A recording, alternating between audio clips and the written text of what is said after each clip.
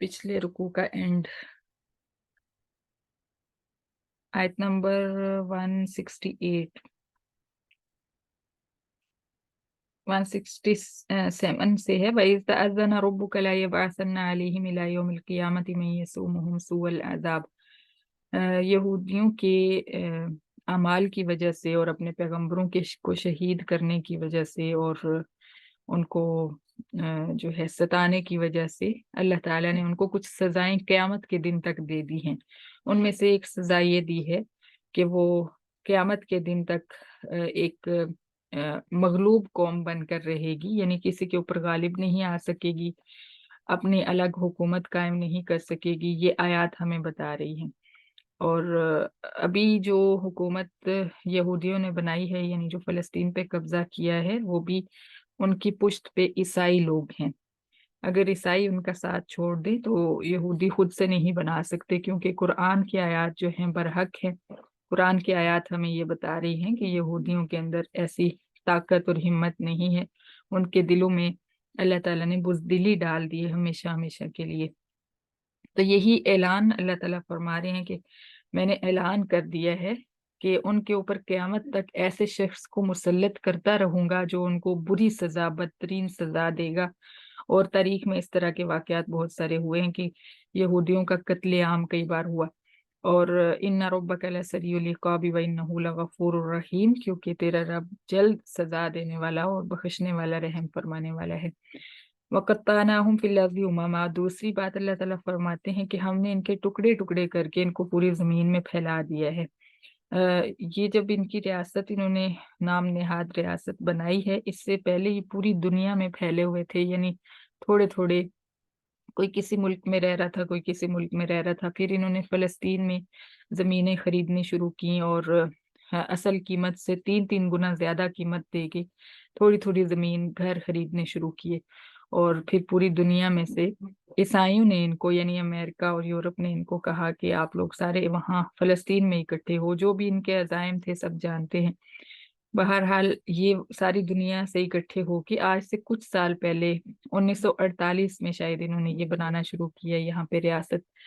तो यहाँ पे फिर ये इकट्ठे हुए हैं और अब आके इन्होंने जो है ये भी ईसाइयों के पुश्त पनाही की वजह से ये कब्जा इन्होंने किया है। वरना और ये आयत जो अल्लाह ताला बयान फरमा रहे हैं, ये जो कि क़यामत तक के लिए है, कुरान क़यामत तक के लिए है, तो इसलिए इससे हमें पता चलता है कि ये कब्जा भी इनका हमेशा के लिए नहीं है। अनकरीब इनसे ये वापस ले लिया जाएगा इंशाअल्लाह। अल्लाह ताला फरमाते हैं कि हमने इनके टुकड़े टुकड़े करके इनको पूरी दुनिया में फैला दिया है।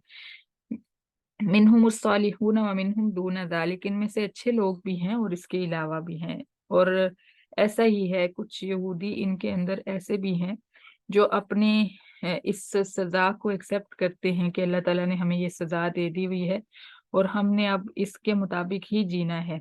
और उनके अंदर बगावत नहीं है, वो नहीं चाहते कि हम ये जंग करें या हम जो है लोगों के ऊपर हुकूमत करें। वो जानते हैं कि हमने मातहत होके रहना है। लेकिन कुछ इनमें से ऐसे हैं जो बागी हैं और वो फसाद करते हैं जमीन में। वबलौनाहुम बिलहसनाति वस्सय्यियाति लअल्लहुम यरजिऊन, और अल्लाह ताला फरमाते हैं कि हमने इनको नेमतें भी दे के आजमाया और तकलीफें दे के, आजमाइशें दे के भी आजमाया, शायद कि ये दीन हक की तरफ लौट आए।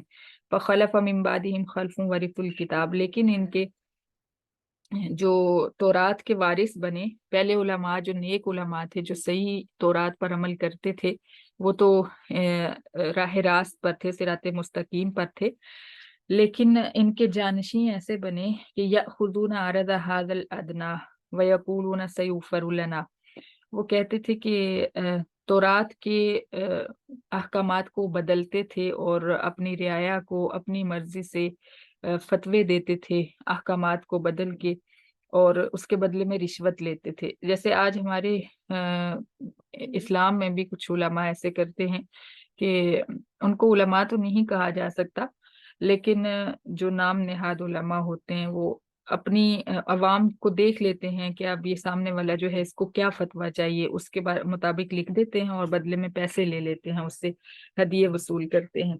تو یہی کچھ ان کے یہودیوں کے علماء نے بھی کیا، علماء کے جو جانشین بنے، تو ہدیے وصول کیے، رشوتیں لیں، لوگوں کو ان کے مرضی کے جو ان کی چاہت ہوتی اس کے مطابق مسئلہ لکھ کے دے دیتے، اور پھر کہتے سیغفر لنا، ہمیں معاف کر دیا جائے گا، یعنی جانتے تھے کہ ہم یہ غلط کر رہے ہیں اور یہ کہتے تھے کہ ہمیں معاف کر دیا جائے گا، اور یہ اس لیے کہتے تھے کہ سمجھتے تھے ہم نعوذ باللہ اللہ تعالیٰ کے محبوب ہیں اور اللہ تعالیٰ کے بیٹے ہیں، نعوذ باللہ، یہ ان کا عقیدہ تھا۔ وہیں یأتیہم عرض مثلہ یأخذوہ، اور اگر ان کو اتنا اور بھی مال دے دیا جاتا تو اس کو بھی لے لیتے، یعنی مال کی ہوس ان کے اندر بے انتہا تھی، اور ابھی بھی ہے۔ آج کے جو یہودی ہیں یہ پہلے سے بھی بدتر ہیں۔ الم یؤخذ علیہم میثاق الکتاب الا یقولوا علی اللہ الا الحق، اللہ تعالیٰ فرماتے ہیں کیا ان سے اللہ تعالیٰ کی کتاب میں وعدہ نہیں لیا گیا تھا کہ یہ اللہ پہ سچ کے علاوہ کچھ بھی نہیں بولیں گے، یعنی ہمیشہ سچی بات، سچا پیغام پہنچائیں گے لوگوں تک۔ وَدَرَسُوا مَا فِيهِ، اور انہوں نے پڑھا بھی ہے جو کچھ تورات میں موجود ہے، لیکن اس کے باوجود بھی یہ اپنے ان اعمال سے باز نہیں آئے۔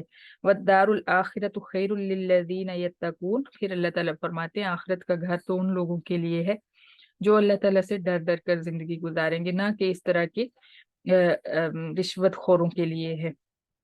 والذین یمسکون بالکتاب واقاموا الصلاۃ، ان کے مقابلے میں جو لوگ کتاب کو مضبوطی سے پکڑتے ہیں اور نماز قائم کرتے ہیں، یعنی کتاب کے اعمال پر کتاب کے احکامات پر عمل کرتے ہیں اور نماز قائم کرتے ہیں، انا لا نضیع اجر المصلحین، تو اللہ فرماتے ہیں کہ ہم اصلاح کرنے والوں کا اجر جو ہے ضائع نہیں کرتے۔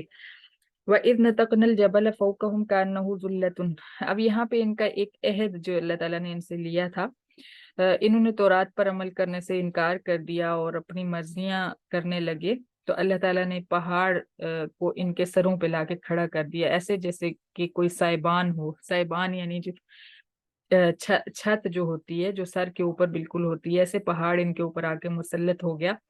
وَظَنُّوا أَنَّهُ وَاقِعٌ بِهِمْ، اور انہوں نے یقین کر لیا کہ اب پہاڑ ان کے اوپر گرنے والا ہے اور یہ بالکل تہس نہس ہو جائیں گے۔ تو خُذُوا مَا آتَيْنَاكُمْ بِقُوَّةٍ، ہم نے پہاڑ کو ان کے اوپر کھڑا کر کے ان سے کہا کہ جو احکامات ہم نے تمہیں دیے ہیں تو رات میں ان پر مضبوطی سے عمل کرو، اور لعلکم تتقون، تاکہ تم جہنم سے بچ جاؤ۔ جب ہم نے اس طرح زبردستی ان سے عہد لیا تو انہوں نے عہد کر لیا اور انہوں نے کہا کہ ٹھیک ہے ہم عمل کریں گے، لیکن ہمیشہ سے ان کی یہ ریت رہی ہے کہ انہوں نے اللہ تعالیٰ سے کیے ہوئے عہد بھی توڑے، اور اگر لوگوں کے ساتھ کوئی عہد کرتے تو وہ بھی توڑ دیتے۔